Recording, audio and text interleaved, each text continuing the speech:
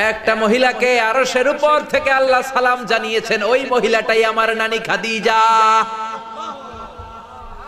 বিশ্বনবী খাদিজার এত ভালোবাসতেন, বিশ্বনবী বলতেন, আল্লাহ কিয়ামতের দিন যখন কেউ কাউরে চিনবে না, ওই কঠিন দিনে আমি যেন আমার প্রাণের খাদিজারে ভুলে না যাই।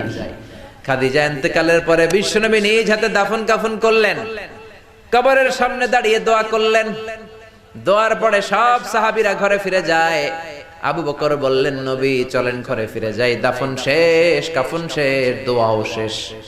বিশ্বনবী বললেন, না আবু বকর, আমি যাব না, তুমি যাও, আমি কবরের সামনে দাঁড়িয়ে থাকব।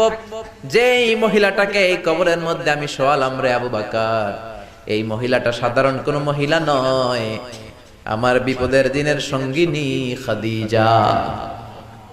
মক্কায় এই মহিলাটাই আমার হাতে প্রথমে কালিমা পড়ে ইসলাম ধর্ম গ্রহণ করেছে। মক্কায় কেউ যখন আমারে সাহায্য করে নাই, তখন আমার খাদিজা আমারে ভুলে নাই। কেউ যখন আমারে শেল্টার দেয় নাই, সাহায্য করে নাই, খাদিজা আমারে সাহায্য করেছে। মক্কার লোকেরা 3 বছর শিয়াবে আবি তালেবে আমার জেলের মধ্যে রেখেছিল। আমার কলিজার টুকরা বিবি খাদিজা ওই জেলখানার ভিতরে আমার সাথে ছিল। আবু বকর, তোমার মনে চাই তুমি ঘরে ফিরে যাও, আমি এখানে দাঁড়িয়ে থাকবো। আমি দাঁড়িয়ে দাঁড়িয়ে খাদিজার কবরের 3টা প্রশ্নের জবাব আমি বিশ্বনবী নিজে দিয়ে তারপরে ঘরে ফিরে যাব রে আবু বকর। সাইয়েদনা জিবরাইল এসে বললেন, ইয়া রাসূলুল্লাহ,